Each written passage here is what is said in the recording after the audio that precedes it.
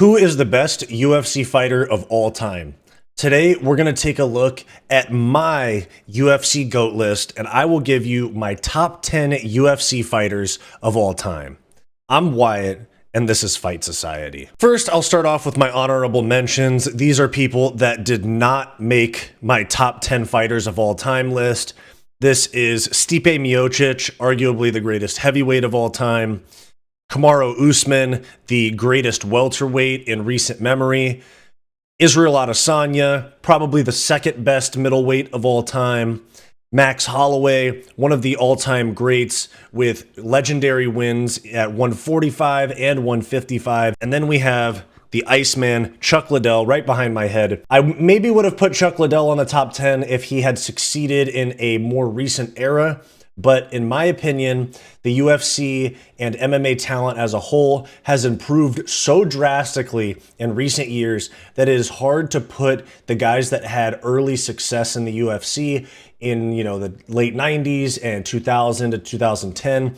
It's hard to stack them up as highly compared to some of the more recent GOATs, if you could say. First on the list, we have my number 10 ranked fighter of all time. That is Khabib Nurmagomedov. His career record was 29-0. He's retired now. Notable wins are Conor McGregor, Justin Gaethje, and Dustin Poirier. He also had a couple other good wins against Edson Barbosa, Ally Aquinta. His accolades: former UFC lightweight champion with 3 title defenses, and he retired as the pound-for-pound #1 fighter in the UFC. In my opinion, his record would make you think that he is a lot higher on the GOAT list. Khabib fans will tell you that he's the greatest fighter of all time, but his lack of serious competition early in his career, the lack of top-level fighters that he fought for a majority of his UFC career bumps him down significantly.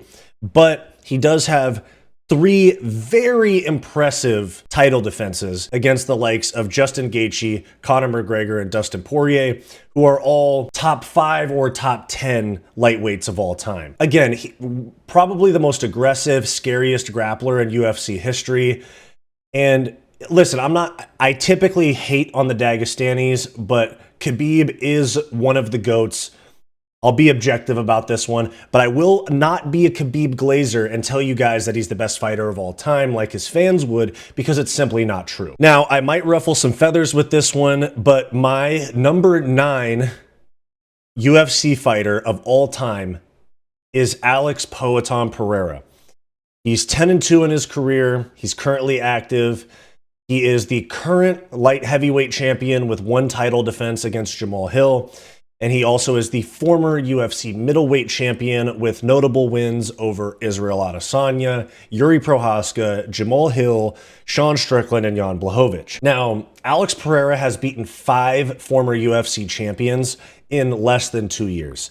He has had probably the quickest rise in recent memory. He has insane knockout power. I actually have him higher on the GOAT list than Khabib, even though he's had far fewer fights, far fewer wins, and actually has a couple losses on his record. He has fought a murderer's row of champion after champion, and he's done this in about 2 years, where Khabib spent his entire career to stack up like 4 good wins, in my opinion. So Alex Pereira, in my opinion, and keep in mind, this is just my GOAT list. You guys are feel free to comment down below and let me know who you think is higher or lower. But Alex Pereira is my number 9 UFC fighter of all time. Moving down from there, number 8, the biggest star in the history of the sport, the most financially successful fighter in the history of the sport. My number 8 UFC fighter of all time is Conor the Notorious McGregor. His career record is 22-6, still active. He fights Michael Chandler coming up at UFC 303, which with a loss could be the last fight of his career. He has notable wins over Jose Aldo, Max Holloway, Dustin Poirier, Nate Diaz, Eddie Alvarez, and he's put on some of the most amazing performances in UFC history, such as the 13-second knockout of dominant featherweight champion Jose Aldo at the time, and probably the best championship performance in UFC history, where he absolutely dog-walked Eddie Alvarez. His accolades: former UFC interim featherweight champion, former UFC featherweight champion with no defenses, former UFC lightweight champion with 0 defenses, and also he was the first ever simultaneous 2-division UFC champion. Now, many people will say he's overrated or that he's washed up, but if you look at the wins, the fantastic performances, how much he grew the sport, all of the accolades here, and then you also have to include that he is the highest paid fighter in MMA history. He is an MMA fighter that makes boxer type of money, which is very uncommon. Actually, he's one of a kind in that regard. You have to consider all of the accolades and the wins that Conor has had throughout his career, and also the financial success and how much he grew the sport, because those are all part of the Conor McGregor story. So my number 8 UFC fighter of all time is the notorious Conor McGregor. Moving up the list from there, I have number 7 UFC fighter of all time, Alexander the Great Volkanovski. He is currently active, just lost his featherweight title to Ilia Topuria. His career record is 26-4. He was 25-1 before. He's lost 3 of his last 4 fights. He's lost to Islam Makhachev twice. He got knocked out by Ilia Topuria, and then he beat Yair Rodriguez at UFC 290. But up until the Islam Makhachev fight, the first one in Australia, he was 25-1, and his only career loss was at welterweight early in his career. He's 26-4. Notable wins are Max Holloway 3 times, Jose Aldo, the Korean Zombie, Brian Ortega, and Yair Rodriguez. And if he could have pulled off that win at UFC 284, I believe it was, in Australia against Islam Makhachev, it would have changed the path of his career. He wouldn't have taken that short notice fight against Islam Makhachev when Charles Oliveira pulled out, and he probably wouldn't have felt and then he probably wouldn't have never fought that fight, got knocked out. I know I'm saying a lot of what ifs, but the Charles Oliveira pulling out of that fight greatly impacted Alexander Volkanovski's career. Alexander Volkanovski's career accolades are former UFC featherweight champion with 5 title defenses, which is unheard of these days. Former pound for pound #1 for a long while, and former UFC lightweight title challenger 2 times over because he fought Islam Makhachev for the belt twice. He is the greatest featherweight of all time. He's the 2nd greatest featherweight of all time. But still, Alexander Volkanovski is a stud. I hope he finds a way to bounce back in his career. I would hate to see him get knocked out a few more times and walk off into retirement. I want to see Alexander Volkanovski, who's one of my favorite fighters of all time, bounce back from his loss to Ilia Topuria and the one previous, the knockout loss to Islam Makhachev. Moving up the list from there, we have the best featherweight in UFC history, Jose Aldo Jr. at number 6. He is 32-8. He is now active, I guess you could say. He came out of retirement to fight Jonathan Martinez at UFC 301. Some of the best leg kicks in the game, some of the most crisp boxing that we've seen in MMA. Notable wins are Frankie Edgar twice, the Korean Zombie, Chad Mendes 2 times, Chito Vera, and Uriah Faber. His accolades is he's former UFC featherweight champion with 7 defenses if you include his WEC run, former pound for pound #1 fighter, former UFC interim featherweight champion, and a UFC bantamweight title challenger where he lost against Peter Yan for the vacant belt that Henry Cejudo vacated upon retirement. Now, Jose Aldo very well could climb his way back into the top 5. He's ranked about number 8 at UFC or in the UFC bantamweight rankings right now, but he very well could find his way back into the top 5. Maybe one win from a title shot. I think Sean O'Malley versus Jose Aldo would be a very fun fight. And I think I'd rather see that than Sean O'Malley versus Merab, to be honest. Moving up the list from there, my number 5 UFC fighter of all time, a commentator these days, retired. Number 5, Daniel DC Cormier. He had a career record of 22-3 with 1 no contest. It was a loss to Jon Jones that got overturned due to a PED failure for Jon Jones. Notable wins: Stipe Miocic, Anthony Rumble Johnson twice over, Anderson Silva, Alexander Gustafsson, Derek Lewis, and Frank Mir. And he also did give Jon Jones 2 very tough fights when he was obviously juicing. So who knows, maybe if Jon Jones was not on PEDs, you might have Jon Jones on that notable wins list as well. His accolades are former UFC light heavyweight champion with 3 defenses. He lost it to Jon Jones and it was returned to him after Jon Jones's PED failure. Former UFC heavyweight champion with 1 defense. And then he's the second ever simultaneous 2-division champion after Conor McGregor, because DC held the 205 belt and the heavyweight belt at the same time. Former pound for pound #1 at one point in his career, and member of the 2008 USA Olympic wrestling team. DC is one of the best wrestlers of all time. He had to cut to 205 for a big majority of his career because Cain Velasquez was at heavyweight and they're very close. They're teammates and friends.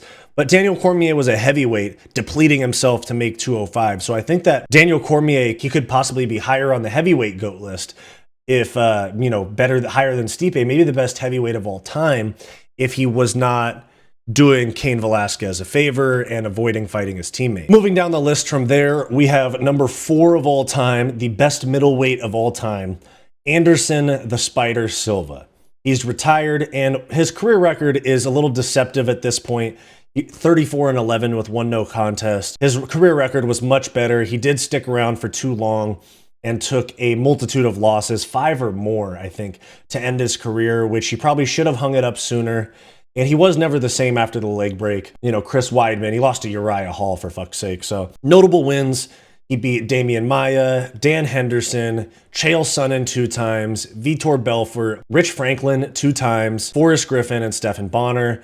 His accolades include former UFC middleweight champion with 10 title defenses and the longest win streak in UFC history at 16, which Islam Makhachev is slowly creeping up on, and the former pound for pound #1 UFC fighter. He held the spot for a very long time, and he is the most exciting striker in UFC history, in my opinion, probably the most skilled striker in UFC history. And I'd have to say that at a certain point, he was the best fighter of all time until Jon Jones came into his prime and until somebody like GSP had such a great career. Moving up the list from there, we have Jon Bones Jones. Now, many people would consider him the best fighter of all time, but you'll see who I have above him. His career record is 27-1 with a disqualification loss, so I guess you could say he's undefeated, and 1 no contest because he had a win against Daniel Cormier, switched to a no contest after a PED failure. He's still active. We're waiting for him to fight Stipe, unfortunately. Notable wins is Daniel Cormier twice, but one of them became a no contest.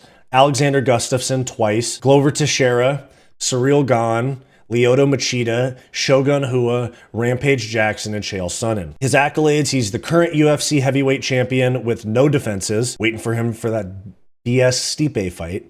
Former 2-time UFC light heavyweight champion. His first reign was 8 defenses, and he was stripped and suspended due to his infamous hit and run on a pregnant lady incident. And then he came back, and his second reign was 3 defenses, where he eventually vacated to move up to heavyweight. He is the former UFC interim light heavyweight champion that was stripped due to a PED failure, and former pound for pound #1. This is why, if you see all of these incidents, PED, that is why he's not the best fighter of all time. You never know. If he was not a cheater, and this also includes the eye pokes that he happens to have in every single fight, the downed knee on Anthony Smith, which was one of the dumbest things ever. Anthony Smith should have just taken the DQ for the belt. Aljamain Sterling did it, should have done it himself. He's a cheater in the cage and out, and that's why he is number 3 of all time, not #1. Moving up the list from there, we have number 2, Demetrius Mighty Mouse Johnson. His career record is 25-4-1. He is semi-active. He's not officially retired yet, but I think that he might be done. Notable wins is Joseph Benavidez twice over, Henry Cejudo, Kyoji Horiguchi, John Dodson twice, and Adriano Moraes twice in 1 championship. His accolades include former UFC flyweight champion with 11 defenses, the most in UFC history, former pound for pound #1, most consecutive UFC title defenses. He's the current one championship flyweight champion, which is actually 135 pounds, even though Demetrious Johnson was a 125er in the UFC with one defense against Adriano Moraes. And he is the one championship flyweight world Grand Prix champion. I know that doesn't apply to UFC, but it is a major organization that he is still doing well in. Now, he is probably second best of all time. You could put him behind Jon Jones in terms of talent, but he's not a cheater. He was very underappreciated in his time during the UFC, and I think he could still compete in the UFC flyweight division at a very high level. So, number 2 fighter of all time, Demetrious Mighty Mouse Johnson. Also, probably the most underappreciated fighter in UFC history. And my GOAT, the best UFC fighter of all time, number 1 fighter in UFC history, George Rush St. Pierre. Career record was 26-2. His notable wins was Michael Bisping, BJ Penn twice, Matt Hughes twice, Matt Serra, Carlos Condit, and Nick Diaz. And, you know, he has 2 losses, and he did avenge both of those losses. He bounced back and beat Matt Hughes twice, and he did get his loss back from Matt Serra. His accolades is 2-time UFC welterweight champion. First reign was 0 defenses, lost to Matt Serra via TKO, and then he bounced back and he had 9 defenses in his second reign, where he vacated the title after a very controversial win over Johnny Hendricks. He was also a former interim welterweight champion, and after 4 years of retirement, he came back and became the UFC middleweight champion, and he vacated the title and retired, so 0 defenses after defeating Michael Bisping. But from an accolade standpoint, from a resume standpoint, from a record standpoint, and from a mixed martial arts skill standpoint, because it is mixed martial arts, he is the most talented and the best UFC fighter of all time. So there is my top 10 fighters in UFC history. Let me know your thoughts down below. Did I miss anybody? Let me know your own top 10 in the comments down below. Thanks. Thanks for watching this video. Make sure to like and subscribe. If you want access to extra content aside from my regular videos, click the link in the description down below to become a channel member and get access to members only live streams and other bonus perks. Or click the join button on our channel homepage. And if you're interested in some non-MMA content from me, check out my weekly podcast, the Hissyfit podcast, and check out my personal channel, Wyatt's World. I'll have them both linked in the description down below. Go watch this suggested video, and I'll see you next time.